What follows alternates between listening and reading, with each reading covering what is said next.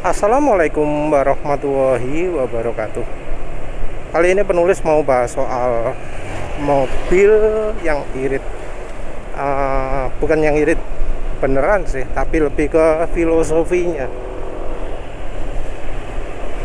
Karena ya orang itu seringkali memilih mobil itu bukan mobil yang beneran irit ya. Dan seringkali apa yang diungkap di YouTube itu bisa salah. Bukan salah yang review kadang, tapi karena mereka menggunakannya dalam kondisi prima ya, kendaraannya masih baru.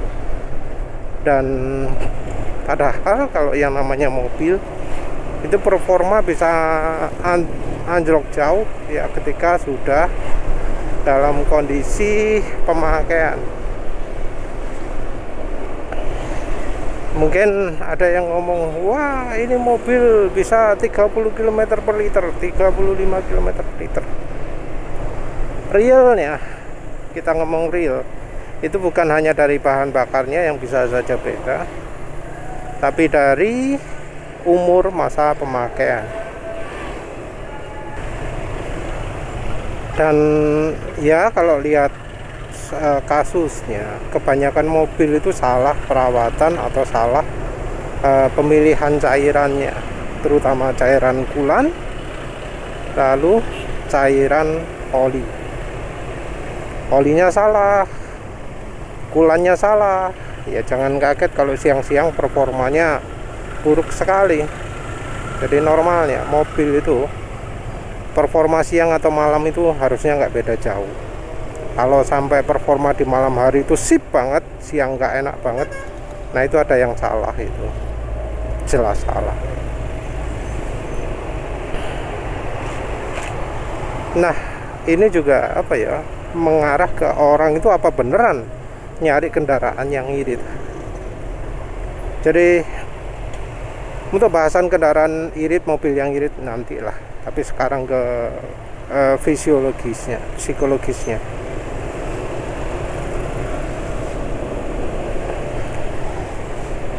Orang memang butuh kendaraan irit, tapi ketika performa kendaraan itu ternyata menyedihkan sekali, maka pasti akan melakukan tindakan-tindakan perubahan ya.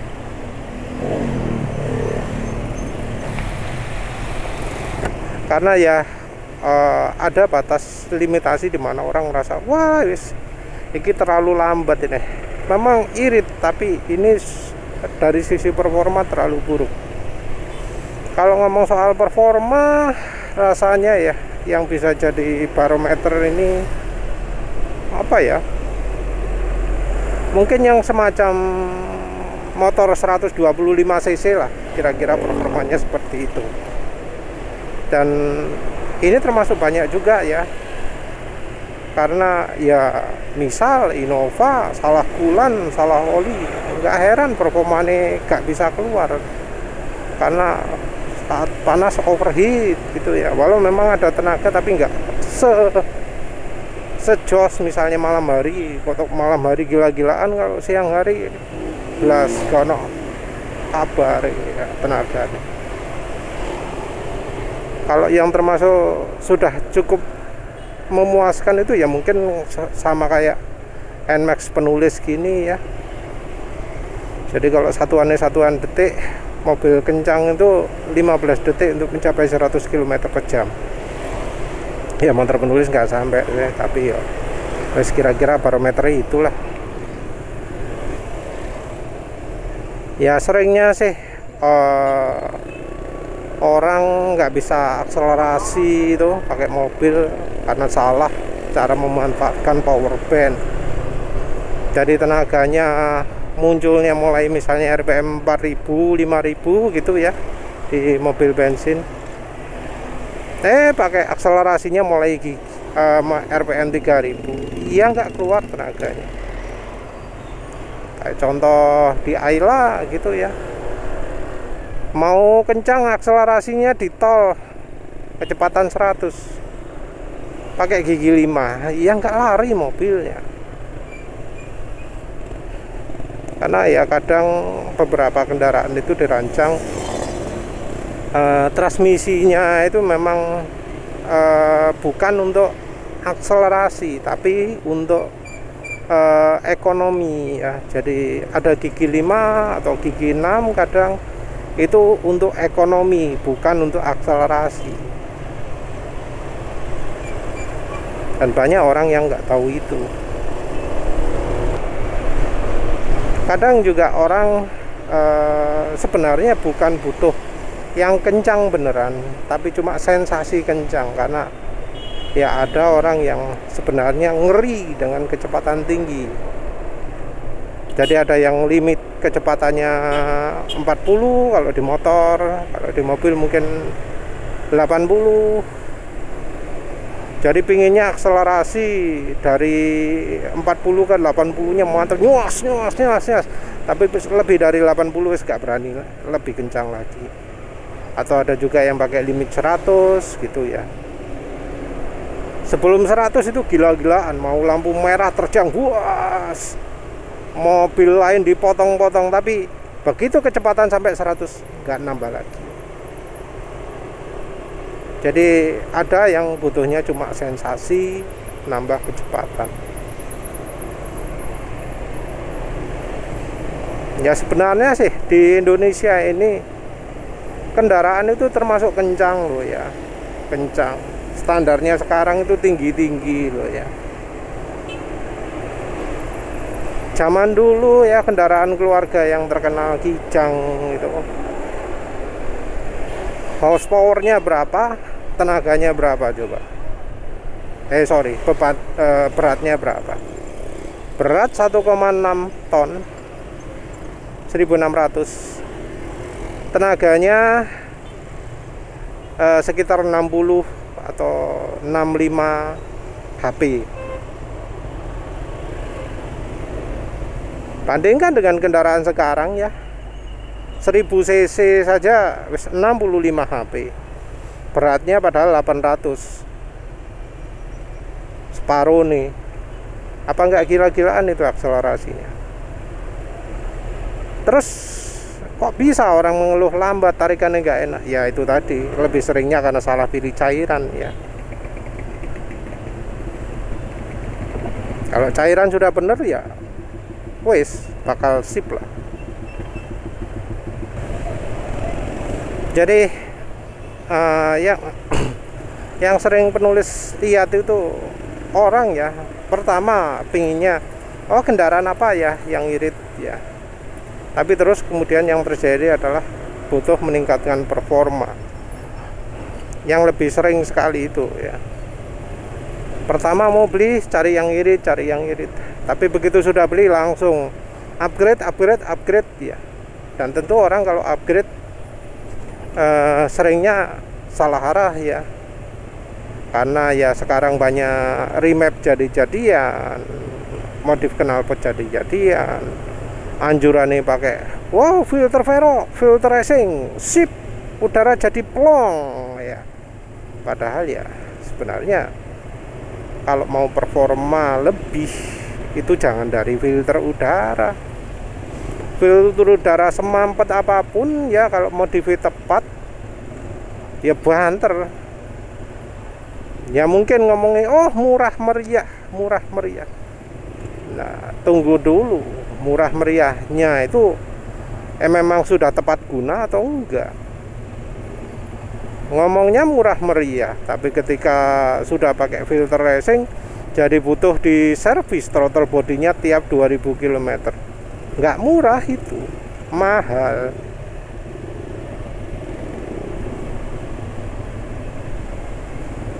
Ya anggap aja lah filternya murah.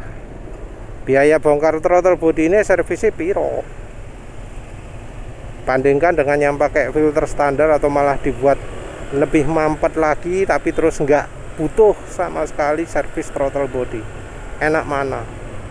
Belum lagi kalau ada masalah-masalah ya, misal RPM naik turun, RPM naik sendiri, kan jadi lebih mahal lagi. Golek opo ternyata gara-gara filter udaranya kurang baik, filtrasinya podo aja. Sampai ada yang nekat pakai apa macem-macem lah, kan modif itu wis sing aneh-aneh ya wakeh loh ya, yang dari bahan bakarnya, dari uap olinya, dari wis macem-macem lah ya. Mungkin ya memang ada beberapa yang perlu, misalnya ya delete EGR ya, karena males merawat gitu ya. Tapi kan kayak misalnya oil catch tank ya, itu kan ya sebenarnya nggak begitu perlu ya. Mungkin ada yang usaha sampai udara dingin. Ya udara dingin itu perlu, tapi ya dilihat apa memang perlu udara dingin atau panasnya itu yang perlu dialihkan. Karena ya panas mesin itu sebenarnya sumbernya bukan dari mesinnya, tapi dari panas angin radiator. Itu bahas lain kali lah. Tapi yang jelas kenapa gitu loh, awal-awal pinginnya beli kendaraan irit, tapi terus kemudian setelah beli kendaraan irit dimodif, dan modifnya juga nggak pakai perhitungan, sehingga jadinya makin boros tapi nggak makin kencang. Dan ini cukup banyak terjadi. Pakai filter Perox, kesannya kayak makin kencang, tapi karena ya saluran bahan bakar saluran udara jadi kotor, performa jadi turun, jadi boros. Karena nggak punya uang, nabung terus untuk jadwal pembersihan nih. Jadinya mayoritas mobilnya berjalan dalam keadaan boros, hanya untuk sensasi kencang yang nggak kencang beneran. Juga knalpot racing, kesannya wis kencang, suaranya wis mantep, tapi kalau nggak diperhitungkan dengan benar ya bakal hilang ya tenaga bawah. Penulis nggak ngomong tenaga atas. Ya silahkan kalau butuhnya itu memang di jalan tol kencang, beneran bisa nambah akselerasi gitu ya, sekian persen gitu kan, nariknya di RPM gini cepat. Nah, tapi di RPM rendahnya gimana terus? Karena seringnya modif ya downpipe, modif knalpot itu dibuat lebih besar lubangnya. Lebih besar lubangnya itu mungkin ngomongin lega, tapi ya kalau kita lihat hukumnya variabel intake atau variabel exhaust, kan yang gede-gede gitu keluarnya cuma tenaga RPM atas toh, yang bawah jadi ngempos. Bawah ngempos artinya ya boros. Jadi ya sebenarnya kalau beli mobil itu irit itu ya, kalau memang beneran niat irit, kita harus harus paham bahwa kalau irit sekali ya kita nggak bisa berharap tenaganya bakal memenuhi kebutuhan kita gitu. Karena ya sama saja jadinya kita beli kendaraan irit terus dimodif, biaya modifnya sudah sama dengan ya kendaraan yang menurut kita itu boros, dan hasil akhir dari modif kita juga malah lebih boros dari yang kendaraan yang kita sebut boros itu.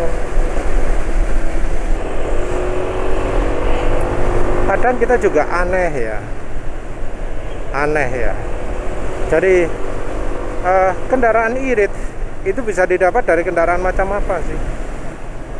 Ya kendaraan yang cuma 4 penumpang, cc-nya kecil, kalau perlu yang kecil sekali 600 cc, dijamin irit itu. Atau misalnya yang 1000 cc ya, atau 1200 lah wis boleh. Nah tapi orang-orang malah Yang jadi prioritas kan bukan gitu. Kendaraannya harus tinggi, harus rodanya gede. Nah, opsi-opsinya apa aja? Kan cuma kendaraan kayak ya Pajero, Fortuner, semacam itu kan.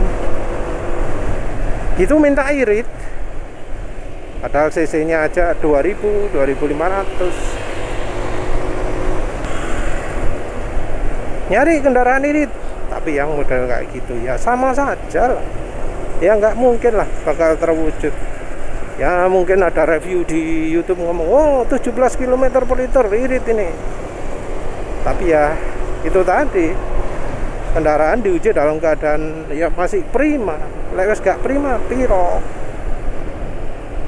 Karena penulis pernah baca testimoni, berapa kendaraannya sekarang konsumsi bahan bakar 4:1. Puyuh, wis mobil apa yuk, mbuh lali. Karena mobil kecil ya, mau itu yang dianggap poros, misalnya Brio, itu ya tetap jauh lebih irit dari itu. Dapat 15 km per liter itu mungkin kan. Tapi kan orang yang merasa enggak toh ya. Misal sudah beli kendaraan, terus pingin kendaraannya irit, diinstal macam-macam, tapi kemudian pingin tampilannya dirubah. Wah, ini perlu pakai ban ini, ban lumpur ini biar keren ini. Beli ban lumpur, bannya juga harus lebar. Beli ban lebar yang tapak untuk lumpur. Yang terjadi apa? Boros ya. Boros, jadi jauh lebih boros dari kondisi standar. Terus setelah itu kan mesti kalau sudah kayak gitu, wah tenaganya kok jadi nggak enak ya. Karena memang ban lebar itu nggak enak, tapake berat juga, terus habis itu dragnya juga besar, butuh naik tenaga, jadi makin boros lagi. Ya hasil akhir sebenarnya iya nggak usah heran lah kalau jadi sangat boros sekali. Jadi sebenarnya kalau misalnya pingin kendaraan irit, kita harus sudah mikir konsekuensinya bagaimana. Pingin kendaraan irit tapi terus dimodif ban lebar, dimodif ban yang banyak guratane, cek maco gitu ya. Kenapa diresingkan tanpa perhitungan? Nyari remap yang murah-murah, nyari yang murah meriah gitu katanya, padahal ya jadi malah kacau. Jadi ya kadang orang itu antara tujuan awal dengan hasil akhir bisa bertolak belakang. Pinginnya kendaraan irit tapi malah jadinya kendaraan yang boros, nggak ada tenaganya lagi. Jadi ya irit itu kayaknya jadi belakangan sajalah. Kalau memang mau irit ya harus tahu konsekuensinya. Bahkan modif yang kayak nggak ada hubungannya kayak ban gitu ya banyak lah efeknya. Orang juga misalnya tahu ya, untuk bikin kendaraan makin irit perlu pakai ban ramping. Siapa sih ya yang bakal masang mobilnya pakai ban ramping? Itu penulis belum pernah denger. Oh, saya pingin mobilnya jadi irit pakai ban ramping, gak ono itu. Kalau nggak di luar negeri nggak mungkin ya. Pakai ban eco yang profilnya 55 atau bahkan 45 lebarnya ya. Kan kayak ban 45 itu paling di ramping ya. Apa no? Ya nggak ada. Oh, mobil itu kelihatan sport kalau bannya lebar. Cek kelihatan banter, padahal ya belum tentu banter temenan. diadu sama mobil yang bani ramping, menangan sing ramping. Karena apa? Rolling resistance-nya jauh lebih rendah. Ironi ya, sing tampangnya nggak sporty malah banter. Ya itu sih kenyataannya. Ya wis itu saja. Terima kasih sudah menonton. Assalamualaikum warahmatullahi wabarakatuh.